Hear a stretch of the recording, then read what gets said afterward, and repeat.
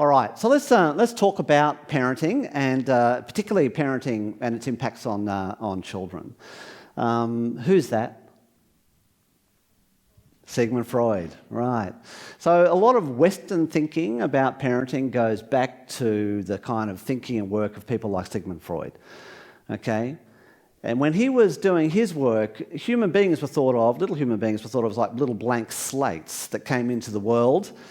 And they came into the world and then they were shaped and structured particularly by their early relationships, particularly by their relationship with their mother. So that relationship shaped how you turned out in the long term. Little blank slate shaped by your parents. Very, very strong view still in Western society.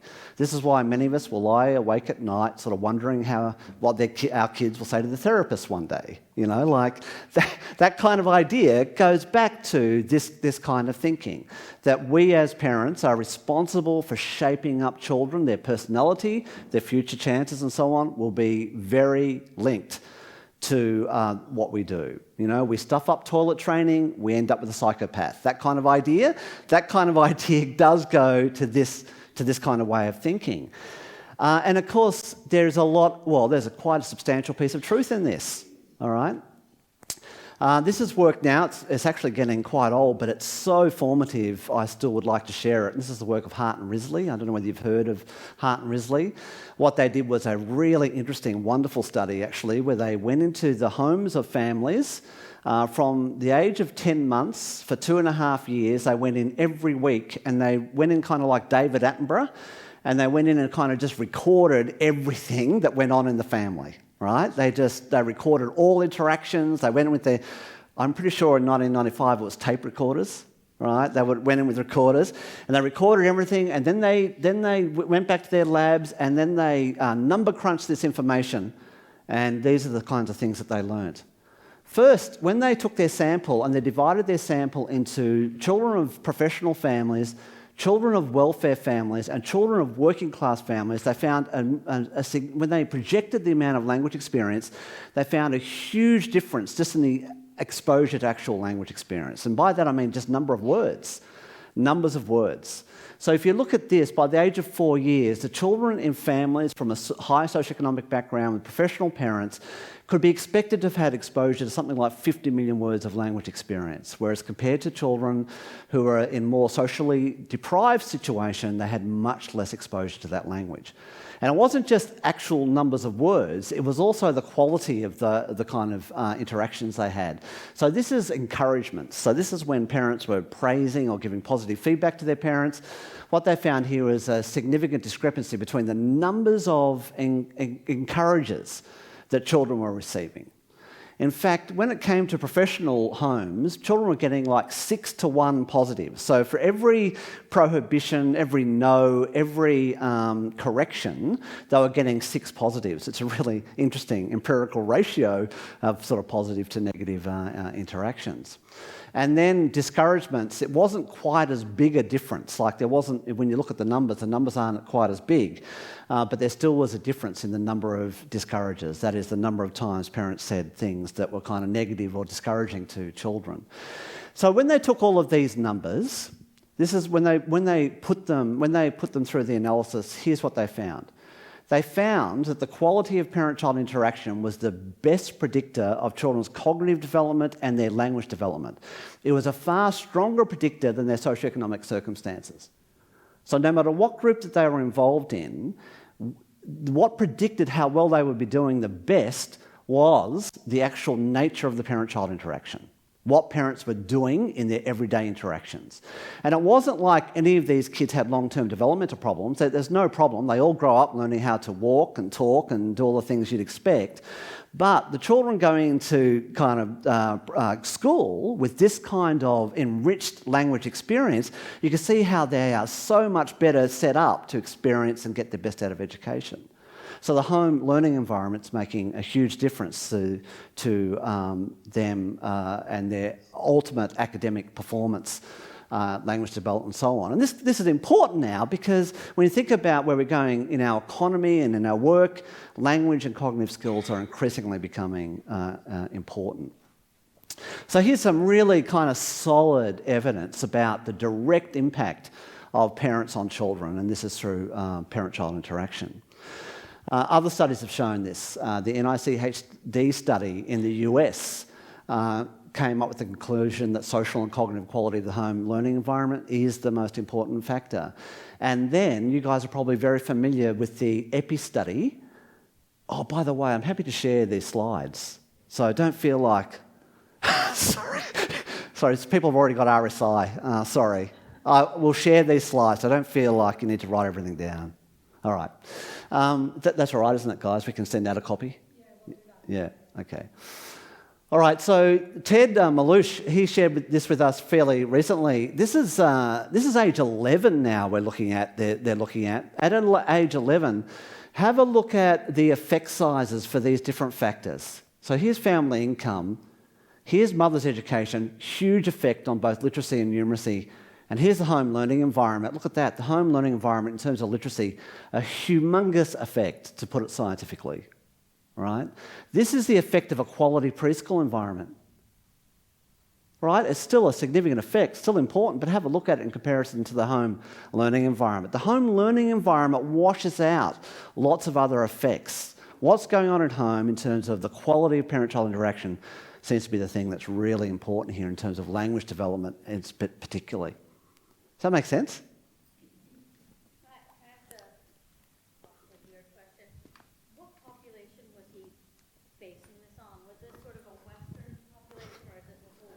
No, Ted, this is the Epi study that was done in the UK.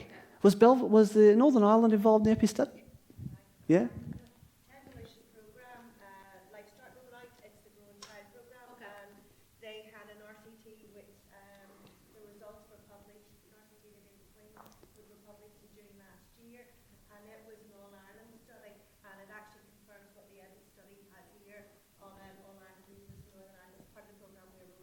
How interesting. All right, so yeah, what I'm talking about is the Epi study here, which was more of a study of how about the effects of early childhood education. Okay, really important work. I mean, it's leading, like Australia's been really heavily influenced by the Epi study. Hear about it all the time. The thing about Freud was he was partly right, and everybody who's followed since, partly right. All right. What we've learnt since is that children do not come into the world as a blank slate. Children are not born as a blank slate. They come into the world very much prepared to interact with the world, and they come into the world different. And those differences have, at least in part, some of their basis in genetics. All right? So genetically, we come into the world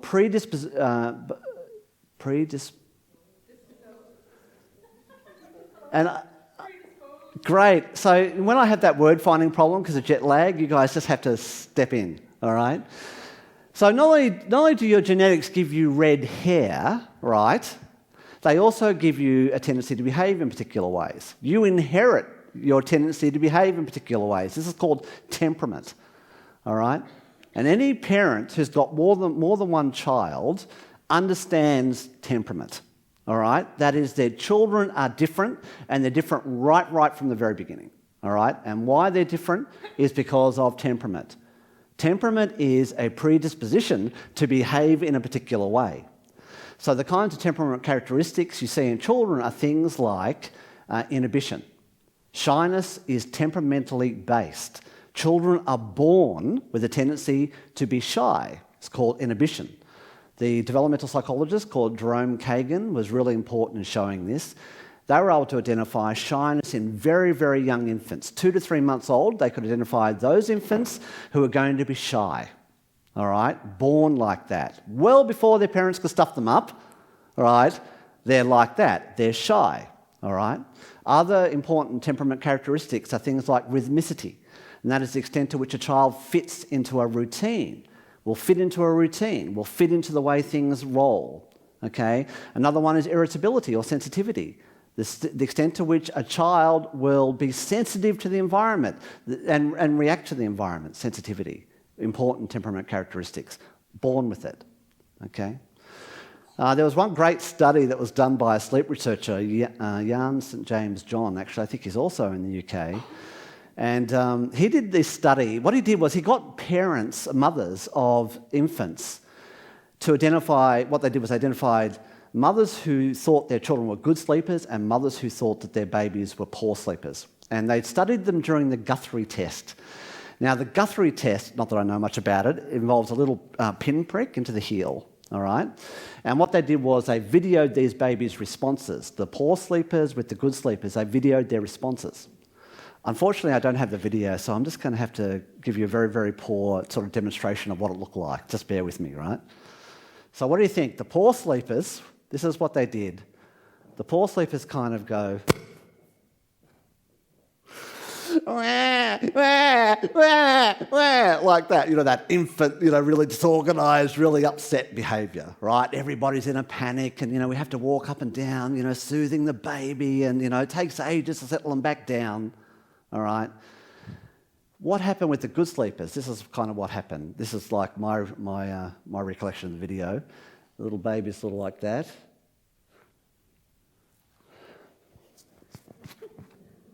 Like that. All over, right? Same thing, an injection into the heel, completely different reaction. Which one of those babies do you think is going to be easier to raise? Yeah, at least in some circumstances. Okay, so this is a really important thing here. Parenting is not a level playing field. Parenting is not a level playing field because children will bring temperament and other individual characteristics into the scenario that will make parenting either tougher or easier. Now, raising a child like that may be easier than raising a child like this. Under some circumstances, you see, it's not that we've got good kids or bad kids. It's that what we've got is we've got children with different temperaments who will have challenges in different circumstances, all right? So if we think about this little girl, can you imagine the first day of kinder? It's going to be a nightmare, right? She's going to be, we're going to be getting her out from up behind our leg and pushing her in, and she'll be crying, and we'll be crying, and everybody's crying, and it will be a nightmare, right? First day of kinder, he's going to kind of probably just race into kinder, not show you the sort of respect of any separation anxiety. See you later, Mum. Don't hurry. I'm fine. Okay? And so first day of kinder, you might be in tears, but he'll be fine, right? But later on, do you think that you're going to get a call from the teacher about this one? What about that one? I think the telephone potentially could be running hot, after a few months running hot. So why is that? So sometimes our temperament suits us in certain circumstances, right? In the circumstance of having a new situation, if you're an outgoing, out there child, you cope with those situations better. All right? But if you're suddenly required to be behaving kind of in a very regulated way in an environment that requires you to sort of cooperate and so on, that's where you might start to experience some difficulties. Okay? By the way, that's mine. Here's mine. Isn't he cute? Oh, sorry. I shouldn't say that. You know what? He's actually very shy too. Just that he was being very cheeky here. So I caught him when he was being very cheeky. I used this photo with his permission. I did a, release film. Some people have taken this a bit too far, right, writing books like this, because it's not just about their temperament. It's not just about whether they're good or bad. It's often about fit. And often with parents, it'll be about their temperament fit and their child's temperament and how they go together. Can you imagine what morning looks like? For the mother who's kind of the multitasker, really active, very energetic, really on the go, and the sort of very quiet child who's kind of slow and takes forever to put one sock on. You can just see what's going to happen in that interaction. What we're looking at is a potential kind of lack of fit between the parent's temperament and the child's temperament, and that can lead to issues. So that time, when, it's your child doing the blowfly on the supermarket floor, and, the lady walks past with her power suit on and a matching child, and they all look terrific, and you can just remind yourself, well, it's not just about me, it's also about my child and my child's issues and my child's temperament. Okay, so here's another example. Are you familiar with the work of Richard Tremblay? He studied aggression. And he studied aggression in children, young children from the age of 3. He studied aggression right through until late teens. He looked at the path and progress of aggressive behaviour in children. And this is what he found. He found that there's a small group of children who start low on aggression and who stay low on aggression. Then there's a small group of children who start high on aggression and stay high on aggression. Did I say that? Start high on aggression, stay high on aggression. And then he said the majority of children fit this pattern. That is, they start high on aggression and then they get less aggressive as they develop new ways of dealing with the world. As they develop skills, they become less aggressive. The majority of 3-year-olds naturally will use aggressive behaviour. He was the one that said if all 3-year-olds were 6 foot tall, they'd all be in jail. It was kind of like, he was kind of saying that the aggression comes naturally to us as human beings. It's not that we kind of learn it necessarily, we come fully equipped. If you're 3 years old and you want something and there's somebody in the way, what do? You tend to push them away and you go and grab that thing. And you'll keep doing that until you've got new ways of behaving, new ways of resolving situations, new ways of dealing with things. So instead of thinking about aggression really as something, we start being non-aggressive and we get shaped into being aggressive, it actually turns out that we start with lots of potential to be aggressive and then we learn over time how to be less aggressive. So by the time we're entering our teenage years, we now have some sophisticated skills around dealing with the world in a way that doesn't involve aggression, but it takes time for us to learn that. So imagine if you've got a child who's naturally high in aggression. They will be a different child to manage, a different child to parent. You can imagine a child in this group, that parent of that child could really do with some additional support, maybe some additional ideas, because they'll be facing a situation that their friends or their peers may not necessarily be facing. Facing a child who brings to the world a more natural or higher tendency to be aggressive. I mean, it still means that parents have an important role here because what they're doing is socialising children into how to be less aggressive over time and how to resolve issues in different ways. All right, and so in relation to that now, people are starting to say, okay, so this temperament and environment fit, there's lots of complexities here. And we'll touch on some more in a minute, but one thing that's now being talked about a lot is a thing called differential susceptibility. And differential susceptibility is the kind of notion that because of children's temperament, what they're born with genetically, some are more sensitive, more affected by the environment than others. And the way they described it, or the way people like Deborah Phillips, who was a co-author on From Neurons to Neighbourhood, you might be familiar with that book, the way she talked about it is dandelions and orchids. And what she says is the dandelion is the kind of child who temperamentally is not as sensitive to changes in the environment and could basically do okay anywhere, short of significant neglect and abuse, is going to do okay. They're adaptive. They get it's okay. If your mum or dad, if they're a little bit inconsistent, if it's okay to jump on the couch one day but not the next, right, then okay, that's all right. Sort of water off a duck's back. The orchid, on the other hand, is a child who is sensitised to the environment, very sensitive to the environment, very affected by the environment. So something like parental inconsistency makes a big deal to the orchid because it's like, hang on a second, the rule was you're not allowed to jump on the couch and now I can, I get confused, right? Sort of a high maintenance child who is sensitive to the environment. Do you recognise this? You might have one at home, all right? Most families where we talk about with this, they can identify their orchid and they can identify their dandelion, the child who is more sensitive to the environment. Again, not good or bad kids, and not that there's a problem with their development. They will go on to develop fine, right? It's just that one child is going to be more sensitive to the environment. Now, this has very interesting implication for parenting programs because what it suggests is just like a dandelion who is not as sensitive to the environment, you may not expect them to change that much when parenting changes, right? But with the orchid, they will be sensitive to parental changes. They will be sensitive to the environment. So it's possible that parenting interventions will be even more powerful with children who are sensitive to the environment. Does that make sense? What we're not good at yet is identifying who are the orchids and who are the dandelions. all right? But it might help sort of explain why we get differential reactions to the same program, partly because some children will just be more impervious to the changes their parents make, and some children will be much more sensitive to it. How's that sounding so far? All right, now let's talk about something I do not know a lot about, but I just wanted to raise this because I think it's creating some very interesting, very, very interesting issues for us and for those of us who work with parents. Epigenetics. You've been hearing about epigenetics lately? So what epigenetics is this. We've often thought of genes affecting behaviour directly, just in the way I've been talking about genes affect behaviour. Yep. Well, it actually turns out that the way genes affect behaviour can be influenced by what are called epigenetic mechanisms, or mechanisms that control the way the genes are expressed.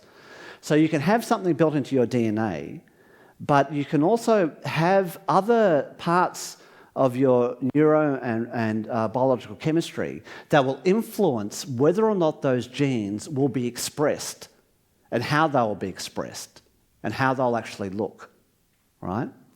So here's an example. What people have found is that prenatal factors like poor nutrition, maternal depression, stress, post-traumatic stress, smoking, prematurity, what this does, what effect this has on the developing infant is it begins to change the way that infant's genes will be expressed. All right? So it's just you're not locked into your genes. Already the environment begins to influence the way the genes are expressed. And same in postnatal. So in postnatal, adversity, maltreatment, stress and parenting, what this is also has the potential to do is essentially change children's biochemistry. Okay, so here's some quick examples. There was a study that was done about mice. All right, I'm going to talk about animals just to give you a bit of a flavour for the way this works. And here was, what they did was, they had these, nasty scientists. They fed mice really bad diets to the point where the mice actually had significant health issues. They were significantly overweight, and they also had the precursors of type 2 diabetes. Or they might have even had the mouse version of type 2 diabetes, right? Then what they did was these mice went into the IVF program, all right? So they took gametes from, male mice and female mice, and then they formed embryos, and they put these embryos into the wombs of healthy mice. All right, and then they studied what happened to those babies, all right, after they were born. So here are mice who come from unhealthy adults who have been now raised in utero by a healthy adult, and now they're living in a normal environment. And this is what they found. They found the mice from the unhealthy mice were 20% more likely to be overweight. All right, 20% more likely. So it was like the genes were being affected by the parents' experience. It's like what the parents ate influenced the infant's health afterwards. What the parents ate influenced the parents' health, the children's health. So there's a strong possibility here that not only do parental genes affect children, not only does the environment in which they provide for children affect children, but also their own behaviour, sometimes even prior to having a baby, could have implications for their children's development, health and well-being. Now, in terms of actual sort of parenting behaviours, there was a study that was really fascinating that looked at this. So they studied rats, and they looked at the way a rat apparently is a good mum is she does a lot of licking. All right, licking is the thing. Apparently, licking is good for parenting. I don't recommend it. I tried it on my 7-year-olds. I didn't like it, so I don't recommend it. But apparently, it works for rats. Okay. And what they did was they studied rats who did lots of licking, all right? And this is what they found. They found that the amount of licking little baby rats got shaped the baby's biological response to stress, all right? So the more nurturing and licking that they got, it changed the nature of the baby's brain, changed the sort of makeup, their neurochemistry makeup, and made them more resilient when they were exposed to stress, all right? So what is starting to become very interesting here is that this kind of behaviour, this kind of nurturing kind of behaviour is shaping up the way a person will be, not only behaviourally, but also biologically, and that potentially has implications for those offspring when they become parents. so that early nurturing behaviour is being reflected in later nurturing behaviour, and it's being built in biologically through their experience. There has also been some work done in parents. Here's one study, in humans I mean. This study was done with mothers who were depressed. And what they did was they did this piece of research which involved 5 minutes of play, then 5 minutes no interaction. It's like a little stressful event. It's like, it's not bad, but it's that the mother stops interacting with the child, and then they have what they call a reunion. And what they did was they measure cortisol responses and other aspects of the baby's biological response.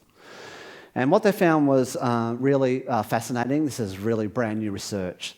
They found that when a mother was depressed and her sensitivity and responsiveness was low, what we see is a less optimal biological response from the child to stress.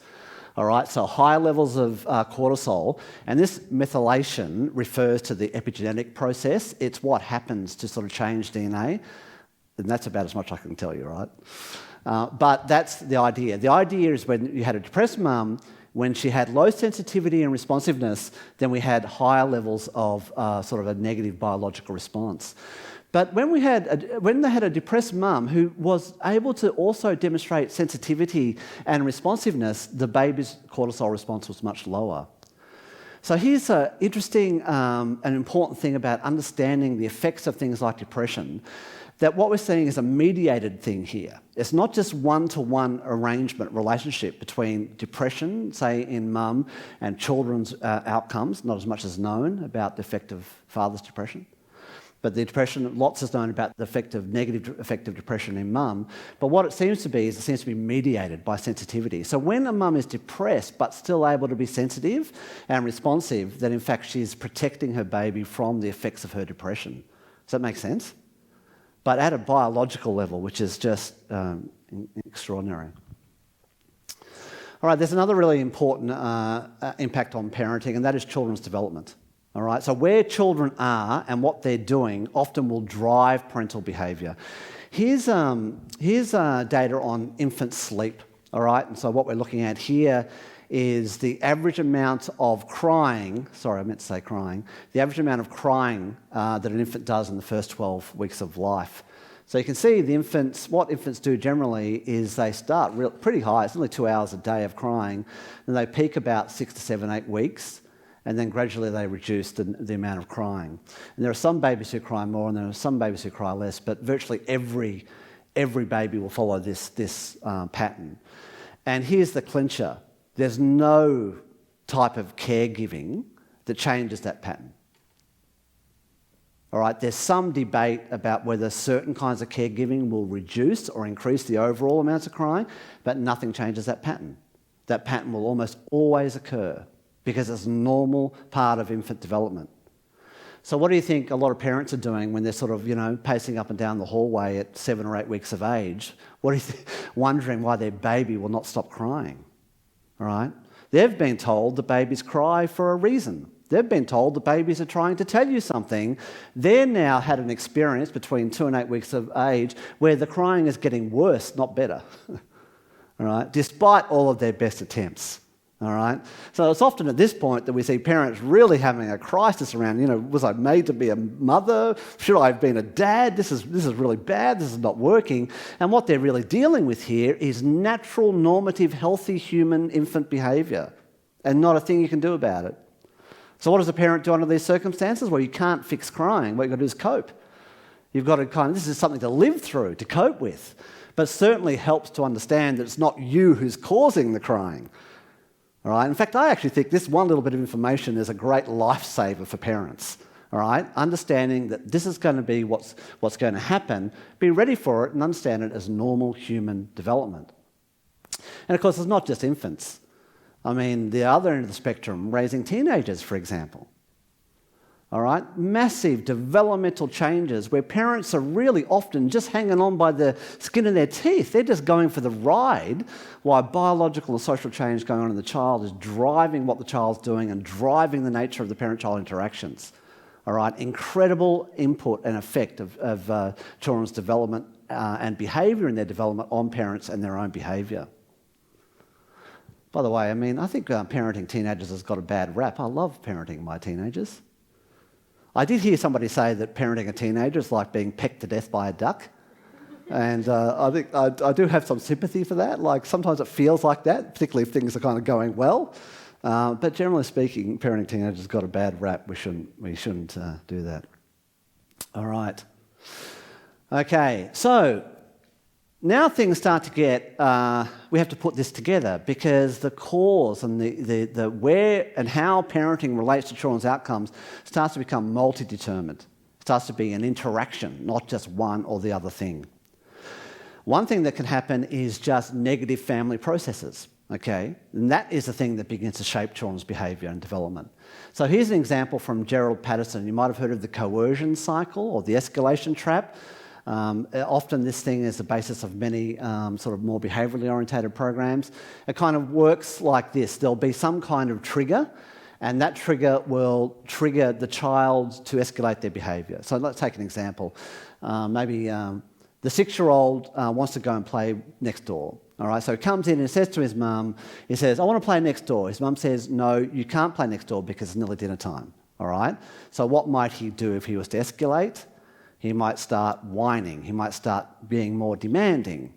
Mum sticks to a gun, says, "No, you can't do that." So then he escalates again. He might start to yell or kick the walls or scream or behave more negatively. What he's doing is escalating. Now, sometimes what will happen here is the parent will get involved in that escalation. She'll start or he'll start arguing back, all right? But then at some point, what she might do or he might do is to stop and to say, "Look, okay then, but just for 10 minutes, all right? You can play next door, but only for 10 minutes. So what has the child learnt out of that interaction? Sorry, say that again? Yes, if he escalates, it'll be effective, all right? Now, he's not thinking, by the way, he's not thinking to himself, "I know what I'm doing here." He's just learnt in the process that that's what you do, right? He escalates his behaviour. His mum stuck to her guns, but ultimately she let him go. Now, what did the mum learn in this circumstance? What has she learnt? Right, if you give in, guess what stops? The negative behaviour, right? Now, this is called the process of negative reinforcement, for those of you interested in the technical term here. You can test this anytime, anywhere. Go to a hard wall, start hitting your head against it, then stop. All right, it feels good, right? That's negative reinforcement, right? So when the child turns off his negative behaviour, when she lets him have what he wants, she's learning that the way to get rid of that really aversive behaviour is to give him what he wants. So now we have got a cycle. We've now got a coercive trap, all right? Child escalates, parent escalates, suddenly parent gives in, child has learnt to use negative behaviour as a way of controlling his or her environment. But look, also it can happen the other way around. And that is the parent starts the escalation. So Dad, he's preparing dinner. The two boys are watching TV. He says, "Boys, come in, it's dinner time." All right? Nothing happens, right?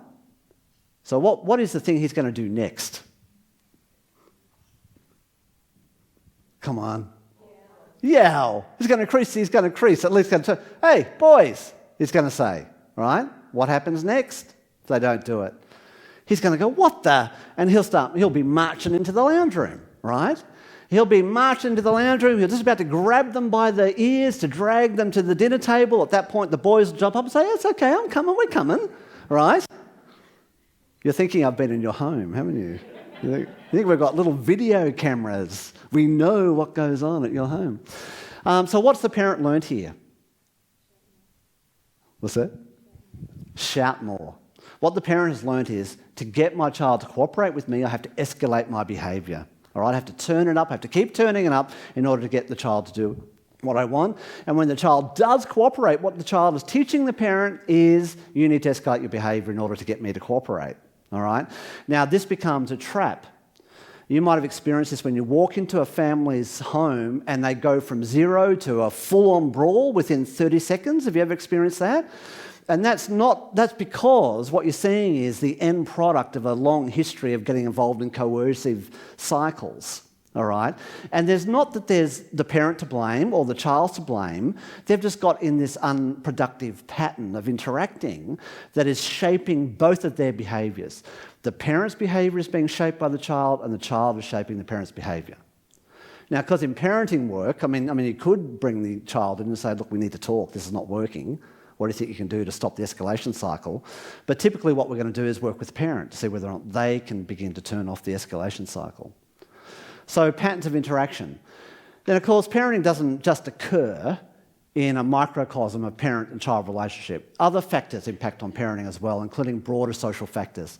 I love this study. Again, it's getting old, but it's just great. This is a study done by Volvo executives in Sweden. And what we're looking at here is the stress levels, norepinephrine. They measured norepinephrine in women executives compared to male executives. All right, so here's the ladies' norepinephrine levels. Like, this is work day, and it's actually not that different. This is the end of work. Look at what's happening to her stress level. All right? Now, it's the end of work day for him too. Look what's happening to his stress level. You can almost imagine it, can't you? He's driving home thinking, I wonder whether there's beer in the fridge. Or, footy's on tonight. I think I might be watching that. What's she doing? She's driving home thinking, for goodness sake, there's homework tonight, then there's dress up at school the next day, and no, we're both going to be away next week and have to arrange childcare. Now, you can just sort of see it happening. All right. By the way, for those of you working in early childhood settings, you have a look at when a kid's being picked up. Mum's stress levels are probably maxing out at the point where kids are being picked up from early childhood education and care. All right. Now, why? Look. I think there's a little bit of fun, but there's really something important in this, and that is in Western countries, especially in Australia. Even though women have gone back to work, there's been no real redistribution of parenting and domestic responsibilities. So women are both working and still carrying the lion's share burden, right? And so almost by definition, a working mother will be stressed. Almost by definition, because society hasn't changed and men haven't changed fast enough to accommodate the change in what women are doing. There are positive signals, there are positive changes. Men are showing lots of positive intent, but still haven't achieved this level of change. All right, so now we have mothers, by definition, sacrificing their own kind of downtime, me time to recharge their batteries because they're both now working and parenting at the same time. By the way, there's something also about the level of responsibility. What women will often say is, look, he's a great help, but I still have to be the one to kind of organise things. And it's the burden of being the organiser, which a lot of women feel, okay, even when he is helpful. Here's another important contributing factor to parenting, and that is the couple relationship. Do you know that pre-child couple adjustment is predicting children's development?